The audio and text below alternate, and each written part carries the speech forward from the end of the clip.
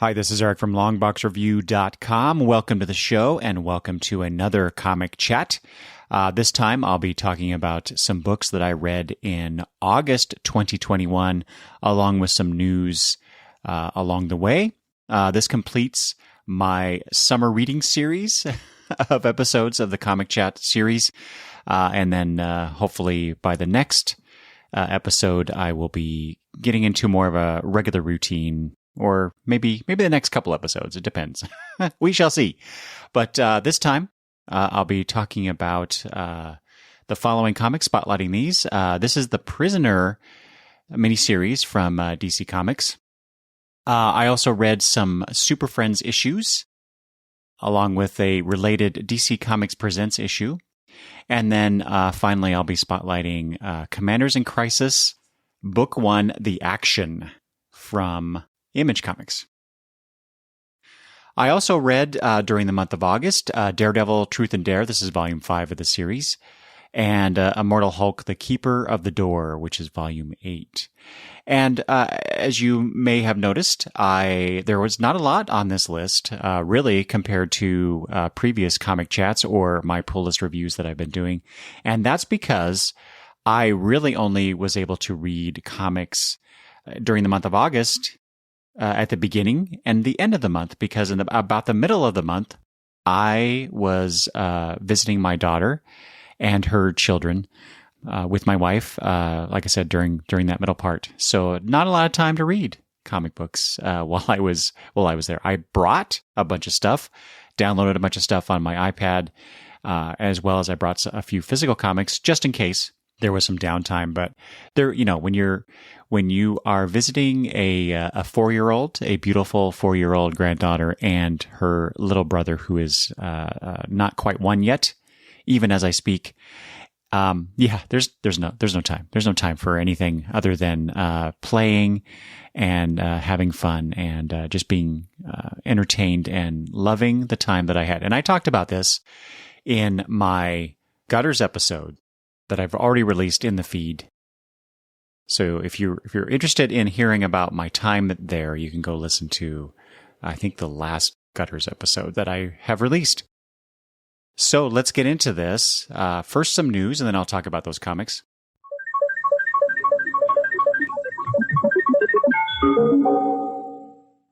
And this is news within the last few weeks, I suppose, that I found interesting. So I originally saw the art, I think, first, and then figured out that this is coming from something that will be in Detective Comics number 1050, and this is some concept art by Dan Mora. It's being referred to as the world's finest concept art. Anyway, so what's happening here is that Mark Waid is, as it says here in, I think, the solicitation from Detective Comics 1050, is making his grand return to the DCU, which pleases me very much. I love Mark Waid, and I love it when he comes back into the DC fold and works with those characters. So anyway, he's teaming up with Dan Mora, as it says here, to bring you the start of a brand new day. I hope it's not like the Spider-Man type of brand new day. Anyway, for Batman and Superman? ? Probably because it's in Detective Comics. It's the world's finest collaboration that you'll need to read to believe. I hate it when they get into hyperbole like that, but there you go. Anyway, so the Waid and Mora story will be a backup as the title goes weekly for the month of January 2022. So I have a decision to make, because I would really love to read this and to see it, because the concept art showing Batman and Superman here, there's them posing in their, like, I guess, heroic stand poses with, like, Superman has his hands on his hips, but he's smiling, and Batman is there. He's got his fists near his hips, but it's not the same kind of pose. He's very much ready to go into action, and fight if he needs to. But what's interesting about this is that the colors for both of these characters, but especially Batman, it's not the black and gray suit that we are used to seeing these days, and for several years now. It looks more like the Silver and Bronze Age version of Batman, where instead of black, it's that blue. So it's the blue and gray back again.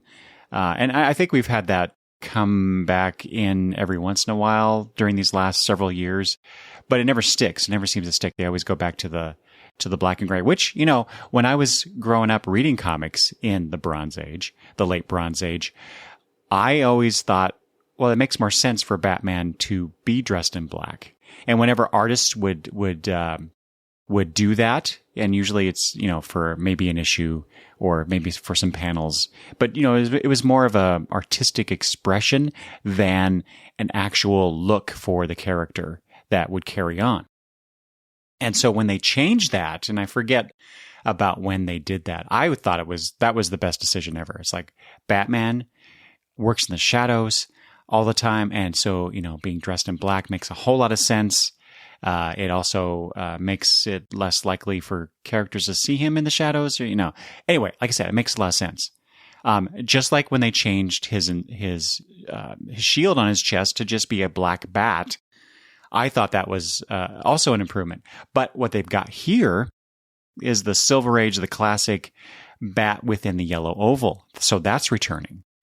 And then they've got the gold-ish, gold-yellow utility belt. And then Superman, his typical red, blue, and yellow suit. But the colors seem brighter than I guess I'm used to seeing it. I don't know. I might be applying a certain viewpoint here that doesn't quite ring true. Maybe it's like this already, and I'm just kind of glossing over that. But anyway, the colors here are really, like I said, bright, and they really pop, and it really just does evoke, like the Silver Age, and which I think that's what they're going for, especially with this whole World's Finest moniker. So, but seeing this concept art and the fact, and I like Dan Mora. I enjoyed his work in various stuff that I've seen over the years. But, having Mark Waid come back and write these characters, I would love to read these. I don't know that I want to read a weekly Detective Comics series.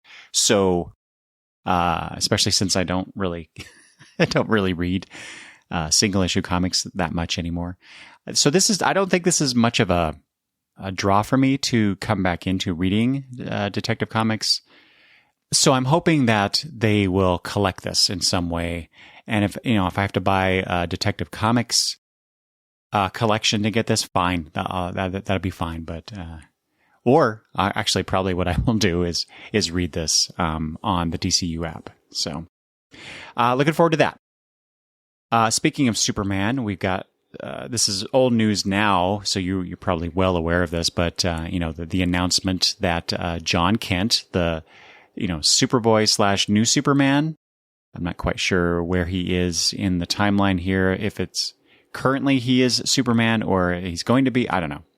Anyway, him being Superboy in the Legion and now taking over as Superman while his dad goes off and does some stuff in space, I guess. They have announced that John Kent is bi. So Superman is bi. So Superman, son of Kal-El number 5, features him officially coming out as bisexual. DC has recently announced that issue number 5 is getting, quote, unprecedented orders. So I don't know what that means exactly, but there you go. There's been a lot of, as always, whenever they change. This happened with Tim Drake as well. Where they recently altered his sexual orientation. And, a lot of people coming out decrying that change. And, that doesn't make sense. They haven't shown that over, you know what? It's comics. Characters change. They change characters. I think it's great. I think, good for John. Having different representation in comic books, I think is very important. Whether it's race or sexual orientation or other ways to express humanity. I think that's a good thing. So I don't care. And I have to say, I love how the whole, you remember the Gen 5 plan that Dan DiDio talked about? And then shortly after that, he was sacked. I love how that seems to be playing out, despite the fact that DiDio got fired. from his position. And over, when people were talking, the reaction to the whole Gen 5 thing and having these characters take over for the existing character, John for Superman. I forget the character's name, the new Wonder Girl taking over for Wonder Woman, things like that. The new Batman, and people, some fans, loudly objected to these ideas at the time. I think it's great that whole idea seems to be playing out anyway, and maybe they had to do it because the wheels had already started moving on that project. And then the pandemic hit. And so, things kind of shut down. So people had already been working on that. And now as I understand it, the whole Gen 5 thing seemed to be altered from its original intent. But we are still getting aspects of it at least. And so, like I said, I think I find it very interesting, the whole publishing initiative and how things had to change. I find that part of comic books, especially corporate comic books, fascinating. And I'm very interested to see how this plays out over the next year or two and where things, end up. All right. From Superman to Batman again, we've got, in regards to the Batman Catwoman special, which was being drawn by John Paul Leon, who then died while he was working on it. So this was already supposed to have been out, I believe, right in time, right before Christmas time. But they pushed it back. It's going to go on sale now, I think, January 25th, so that they could bring in other artists to help finish the portions that Leon could not. And so what I saw here was that Bernard Chang, Tommy Lee Edwards, and Mitch Gerrits will be drawing those portions. And so the Batman Catwoman special was resolicited, I believe, in the October previews, or maybe it will be in the November catalog. I can't remember now which one it was. I think it's the November one because I don't remember pre-ordering that, but I do remember getting the email that it was my previous order was canceled and it would be resolicited. So keep an eye out for that. So on the last comic chat episode, I talked about Image Comics' 30th anniversary, and I talked about Saga and the Kurt Busiek stuff. Well, there's been some other things that have been announced since then, and I wanted to just touch on those just briefly. We're going to get a new Witchblade series, for those that are interested in that character. What I found really interesting was this, that Tilly Walden will be writing and drawing the Walking Dead Clementine trilogy of original graphic novels. I don't know who Clementine is. I read like 11 volumes of the Walking Dead trades, but I don't remember that character. So I don't know if that is someone who appeared within those stories or someone who appeared after I stopped reading that book. Regardless, what's interesting is that Tilly Walden is doing it. So I'll have to pay attention to that so that I can see what that looks like, literally on the page. Also, we have the return of Liefeld's Prophet, Valentino's Shadowhawk, and Silvestri's The Darkness. And, I will admit, I don't know who Prophet, I mean, I've heard of Prophet, but I've never read anything. I can't even picture who that character is. I've not read Shadowhawk, although I'm familiar with who that character or what that character looks like. And I've read maybe 3 issues of The Darkness. So, obviously not a favorite of mine, but I'm glad that they're celebrating 30 years. So there you go. Speaking of Image Comics, this was as of just a few days ago at the time of this recording, Image Comics informed retailers to expect delays on some titles, but perhaps even more interesting, that they are not doing second printings of comic books. So this is from the article that I found on Newsarama. Quote, starting now and for the foreseeable future, there will be no second printings of any titles. The press release stresses strongly, please keep this in mind as you order. There will be limited stock available for orders, and we will not be reprinting anything that sells through at the distributor level. To clarify, this pertains only to single-issue comic books, not OGNs or collected editions. So if you are unlike me nowadays, a single issue comic book buyer, be aware of this restriction going forward, assuming that Image Comics hasn't changed that again after this is published. So kind of makes me glad that I'm reading more stuff in collections instead of single issues. Oh, well. Okay, that's it for the news. Let's get into the comic books. So I'll start off with The Prisoner from DC Comics. This is The Prisoner book A through D, which was interesting that they used letters for this. So it's a 4-issue miniseries released in 1988. This was written by Dean Motter, who is the creator of Mr. X, in case you didn't know. I recognized the name, but I was like, why do I know this name? Had to look it up, and that's what Mr. Motter is known for. Along with Mark Asquith, illustrated by Dean Motter, colors by Dave Hornung and Richard Lewis, letters by Deborah Marks, with an art assist on book C, issue number 3, by Robert Walton. And so, I don't know, are you familiar with the television series from the late 60s called The Prisoner, starring Patrick McGoohan as number 6? I did not buy this miniseries back in 1988, and I was vaguely aware of the Prisoner television series. But then I think somewhere it had to have been in the early 2000s when I had access to reruns of the television series. I can't remember what channel they were on, what network or whatever, but I saw some of them. Didn't see them all, and then somehow found out that there was a Prisoner miniseries. So that's when I bought it. So we're talking probably early 2000s when I discovered the existence of this series, and then bought the back issues. So I read that miniseries then, and I think I was confused by a lot of things because I didn't have a complete picture of the series, because I hadn't watched all of the episodes.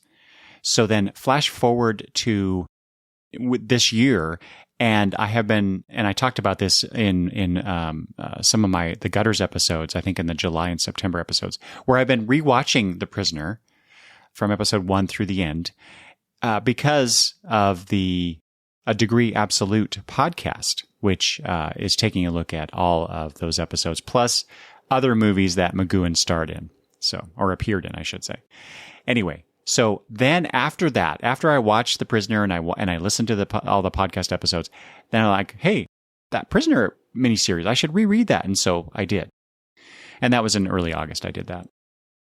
Anyway, like I said, each issue is referred to as book A, B, C, or D. And first I thought, well, is that a reference to, with the character, McGoohan's character number 6, announcing every episode, nearly every episode. I think there was one where they didn't do this. Anyway, he yells out, "I am not a number."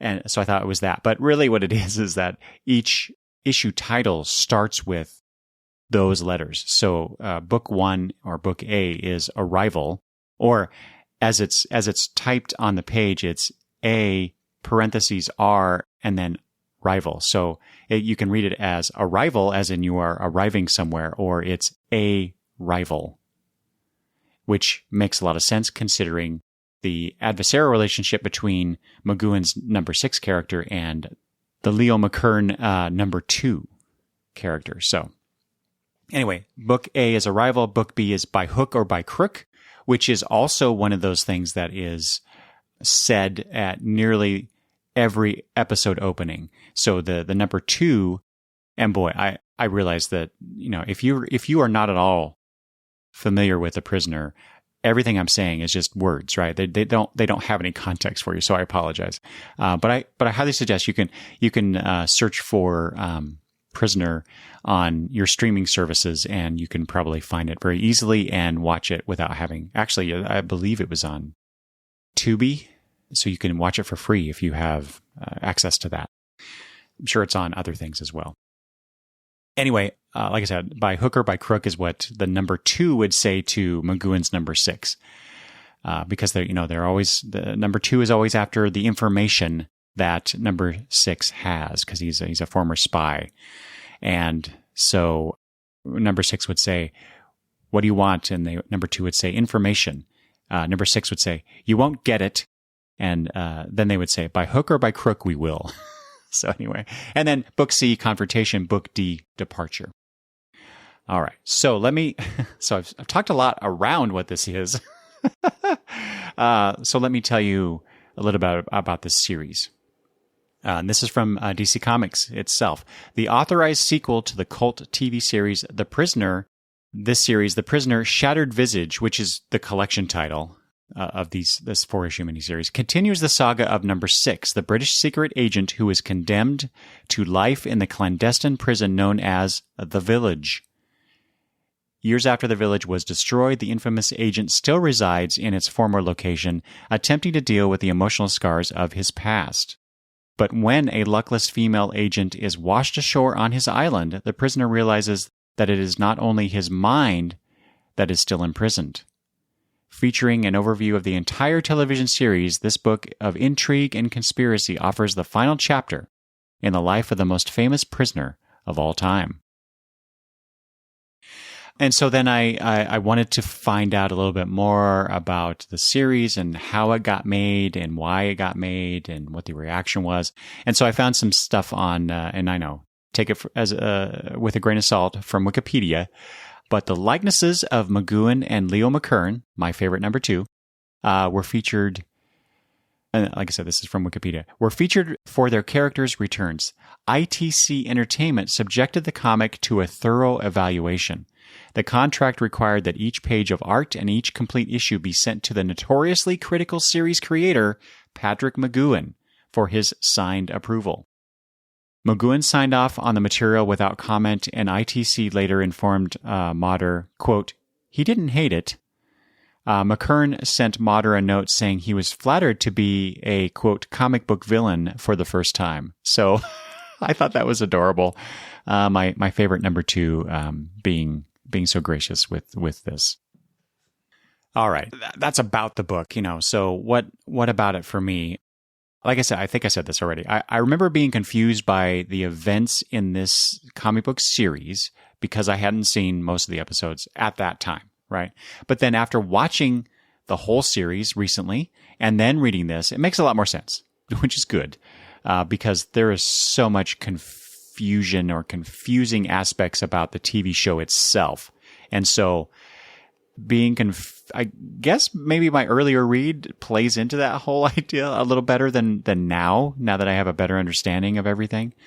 But there are still some things where it's like, well, it could be, this stuff could have been a little more explained a little better or explained in a better way or whatever. So, there's still some aspect of that weirdness or confusion that I think helps play up the whole idea of the prisoner anyway. So I kind of read this like a reunion special. We get, that's a long standing staple in the television universe and of course comic books as well. And so like I found that a little satisfying and also a little disappointing at the same time, much like the multitude of visual or textual references to elements from the TV show, such as for example, there's a scene in which the luckless female agent, I don't know why she's luckless because she happened to end up on the island. So whatever. Anyway, she, before she goes on this trip and ends up on the island, she's talking to her daughter about the upcoming trip and, she's escorting her daughter to her school. And there's a panel where the daughter walks inside the gates of the school. And then we see the two of them in the various panels behind the gates. And so you see the gates in front of their faces. And that is a reference to the iconic bars that at the end of I think every episode of The Prisoner clang shut over the image of McGowan's number 6.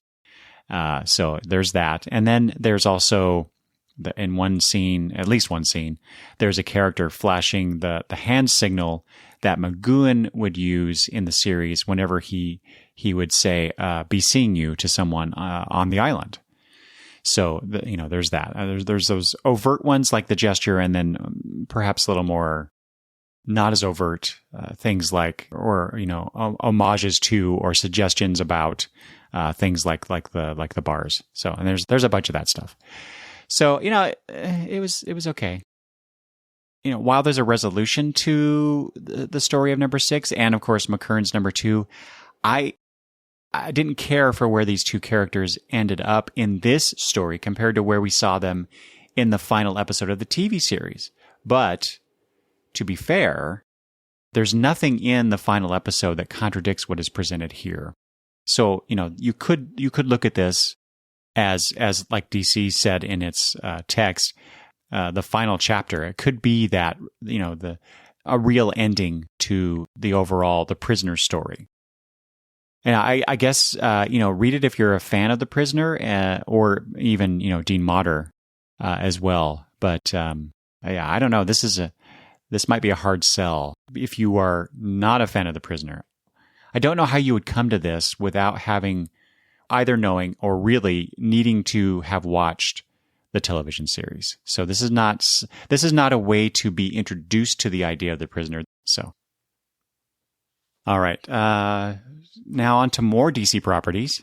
So for the Legion project recently, as I record this, Peter and I read the history of the DC Universe 2-issue miniseries for that. And in that, in one of the issues, I think it was issue 2, there is a panel showing the Global Guardians.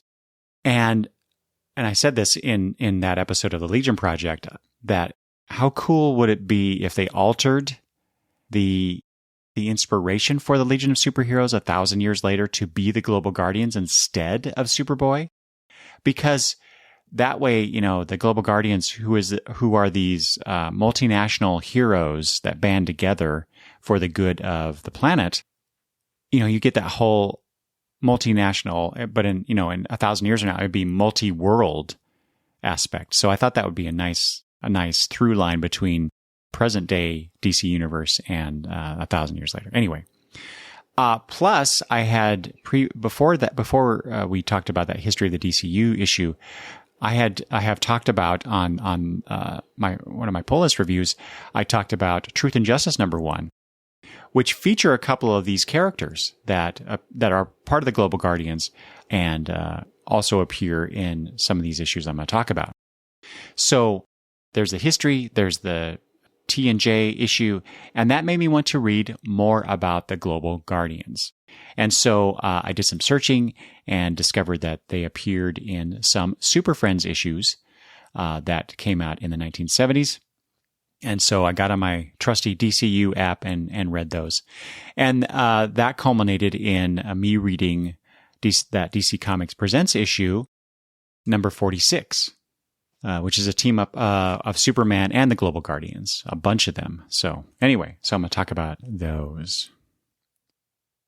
Well, I guess I kind of lied to you because I'm going to mention this one first because this has nothing to do with the Global Guardians.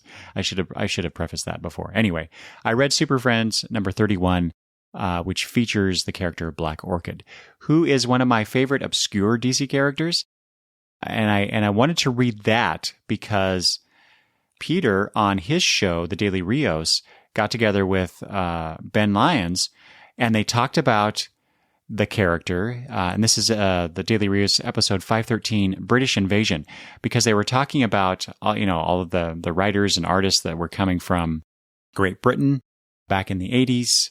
And anyway, they were talking about Black Orchid, Neil Gaiman, and Dave McKean's reinterpretation of that character. And boy, if you haven't read that Gaiman McKean Black Orchid miniseries, it's beautiful and something I need to go reread as well. But because of that, because they were talking about Black Orchid, among other things, that led me to searching for her other appearances. So I actually own a couple of, her first appearance in Adventure Comics. And so there's a couple issues of Adventure Comics that I own with her in it. Then after I did the search, I discovered that she was a backup feature in the Phantom Stranger title, and that she appeared in this Super Friends number 31. So I read that, which is interesting because while she is featured, there's not a lot of interaction between her and the Super Friends, which is par for the course for that character. But it was still interesting to read that. And then, of course, I bought that issue. So I read it in the app first, and now I own it because it's Black Orchid. And I plan to do a spotlight on that character sometime, probably in 2022. But we shall see. All right. Now, back to the the actual stuff I wanted to talk about with the Global Guardians. So starting with issue number 37 of the Super Friends, there was a Jack-o'-lantern backup feature. Well, there's a couple backup features that I read, and that led me to discovering, oh, wait, some of these characters were in earlier issues, and so I went back and read those. But anyway, I started with issue 37 featuring the character of Jack-o'-lantern. I remember this character somehow over any of the other Global Guardian characters. So I must be recalling seeing him on the covers of the Super Friends issues, which I didn't buy until, like I said, just recently. I just remember seeing Super Friends. And, maybe back then, well, it was probably because of money. I couldn't afford to buy all of that, a lot of titles. So I had to be very picky. But it was probably because, this was a comic book based on the Super Friends cartoon. And maybe I thought that it would be, steered more towards younger readers. And so I wouldn't be that interested. But now it's 40 years later and I enjoy them. I enjoyed the issues. So regardless, Jack-o'-lantern, he's from Ireland. So he's an Irish superhero. And what I found intriguing, he's basically an Irish Green Lantern with a she assistant named Fergus, and he carries a Jack-o'-lantern, and with that he can I think he can become insubstantial like a phantom. It also shoots beams, and he can do stuff with it. His powers are really undefined. Basically, the lantern allows him to do various things according to the plot. So. And then in issue 38, there was the character of Seraph, and he is a Jewish superhero. And I was really surprised at how much it tied into religion or religious stories. So I actually kind of like that a lot. I want to go back and read more about Seraph because I think Jack-o'-lantern and Seraph were the two that they were kind of alternating back and forth in the backup features. I don't remember seeing maybe one other character. I don't remember who that was now, but it was mostly those two. And I'm really curious now why those two. Were they a favorite of the writer and artists that were doing those backups, or the editor of the Super Friends comic? I don't know, but it'd be interesting to find that out. Anyway, then like I said, I read those two, 37, 38, and then I discovered, oh wait, they appeared in other issues. So in issues 7, 8, and 9 of the series, many of these characters who would become the Global Guardians, they teamed up with the Super Friends, who are going on a multinational adventure to foil the machinations of the bad guy. And so the following characters appeared in issue 7. Godiva Impala, who is one of the characters who appeared in Truth and Justice number 1, Owlwoman, and Seraph. So we see that character again. And I didn't know there was an Owlwoman. So that made me want to find out more about that character. Issue 8 had Bushmaster, Jack-o'-lantern, Rising Sun, Thunderlord, and I hope I'm saying this right, Tuatara.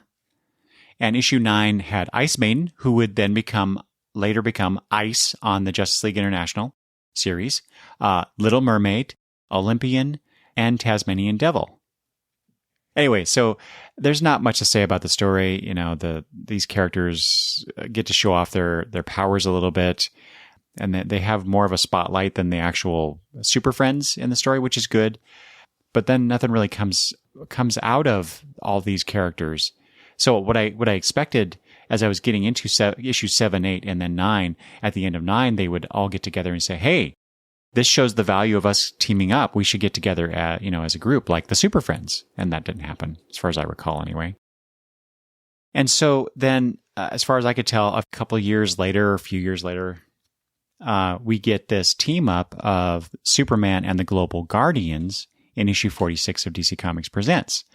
And this features the characters of Dr. Mist, who is the leader of the Global Guardians, and he continues to be the leader up through that Truth and Justice story. He's the other character that appeared in that. So Dr. Mist, Seraph, Olympian, Little Mermaid, Jack-O-Lantern, Green Fury, who becomes Fire in Justice League International, and Rising Sun. So why those characters over some of the other ones that previously appeared in Super Friends, I don't know. But anyway, this issue, Dr. Mist calls on Superman to help prevent sorcerers around the globe from assembling magical artifacts, and then he teams up with these various international heroes. Interestingly, in the way it's told, it's about 2 to 3 pages with each character. So a very fast-paced story, not a lot of characterization. It's just spotlighting these characters for some reason. And then at the end, what I thought would appear at the end of that Super Friends story does happen in this issue. So Mist declares that they are all members of the Global Guardians, including Superman, I think. And so we get that. I don't believe that there were other substantial appearances of the Global Guardians after this issue. I could be wrong about that, but I certainly will check on this in the future. So generally speaking, there's really nothing to these stories, really. I mean, they were real quick reads and not a lot of depth to them. Nothing really there beyond International Superhero Fair. Like I said, there's not a lot of characterization. They're really just superpowers with names, and maybe, pushing national stereotypes just a little too much. But I continue to be fascinated by this group of characters, and so I need to go find out where they've appeared elsewhere and try and read those stories. In fact, I discovered that they made some appearances in the Justice League Quarterly and Justice League Europe books, so now I need to go read those. All right, I will end this with some talk about the Commanders in Crisis, the Volume 1 collection. From Image Comics. This is by Steve Orlando, who's the writer, artist David Tinto, and colors by Francesca Carotenuto, and letters by Fabio Amelia. So what is Commanders in Crisis about? The last survivors of the multiverse live among us under new superheroic identities. 5 survivors of doomed worlds, taking a second chance to ensure our worlds live on. These 5 unexpected heroes come together to solve a murder unlike any other. The victim? Empathy itself. This is Ideacide. So the creators got together to produce this, an intense, weird action thriller that reminds us how important it is to have compassion and hope in the present moment, but puts a lot of fists in faces along the way. I don't know that we needed that last little bit. Anyway, if you throw terms at me like multiverse and Ideacide, you're getting my attention. Plus, there was the whole bit about the main characters being presidents on their worlds, playing on the whole idea of commanders in, like commander-in-chief. So commanders in crisis. So I just thought that was a nice play. So anyway, when I first read about this series, I was thinking in terms of, if you were to go back to DC, in terms of like President Superman from Earth 23, and expecting something like superhero presidents solving a crime against a concept, which in this case is empathy. It seemed very Morrisonian. And so I really wanted to read that. We still get that, although the presidential angle is really kind of incidental here. Other than what I like about it is that all of these former commanders-in-chief are women or of different orientation. So I think that's great that they did that instead of just boring white guys as presidents. Still, the very idea of them trying to save the Earth, and this is Earth Z, so it's the last Earth, we find out. But they're trying to save it after the living embodiment of empathy is murdered. I think that's just fascinating. But a little too, hitting a little too close to home, given how the last, and I put this word in quotes, presidential administration went, and its impact that we're still feeling. Which is probably why Orlando wrote what he did. For example, seeing how Orlando and the artist extrapolate that tension, for lack of a better word, into what, for example, they have this idea of, and maybe not so outlandish idea, but this idea of the American Individuality Act in the story, which is a proposal to dissolve the United States into 52 nation states. That while they're still pledged to assist each other from outside threats, they're wanting to split off like this because, quote, people are sick of being called evil just because they disagree. Sounds familiar, right? It like I said, it hits too close to home because, to me, it just illustrates the fractured and in this case, untrue zeitgeist in American politics these days. So, yeah, this story, I read it like 3 times before deciding to talk about it.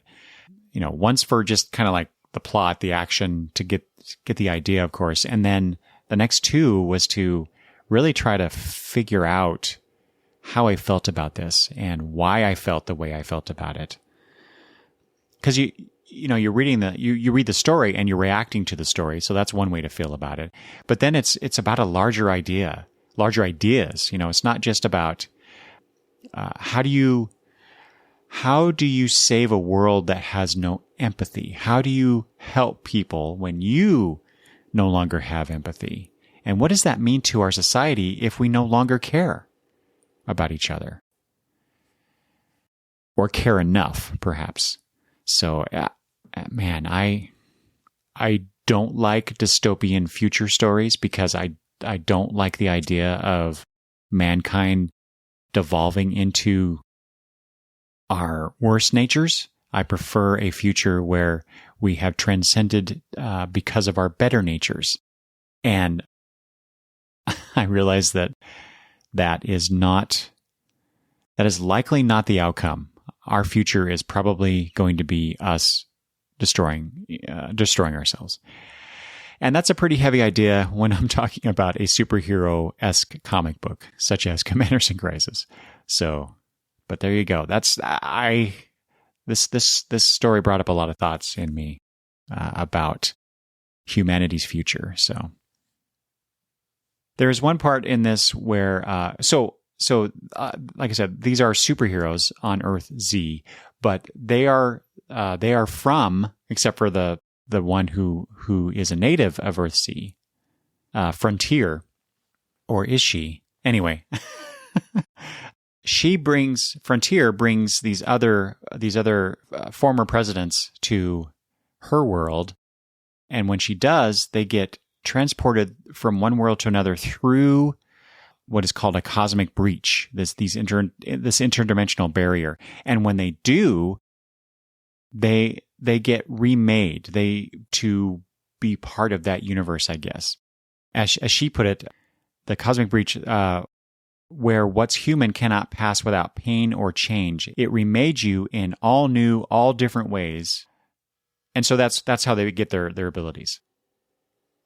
And she did this as each of their worlds died in a very Crisis on Infinite Earths fashion, again, which appeals to me, from, quote, cosmic sepsis, where reality's treating their Earths, and now Earth Z, like a malignant infection and removing it from the multiverse. So is there something behind this cosmic sepsis, or is it a conceptual thing, like not necessarily an entity, but kind of like how our own body, we don't direct the antibodies in our body to go after infections; they just do.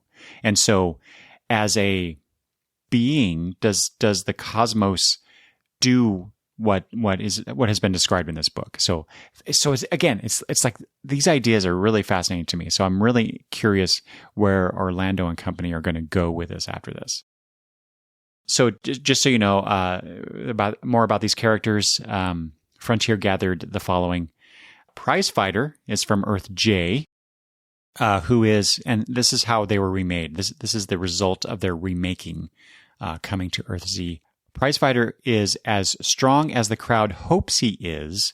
So basically, he derives his power from what the public thinks of him. And so I'm really curious how this is going to going forward, because if there's no empathy, how does that impact his power? So if no one cares about anybody else, they're not going to care about him.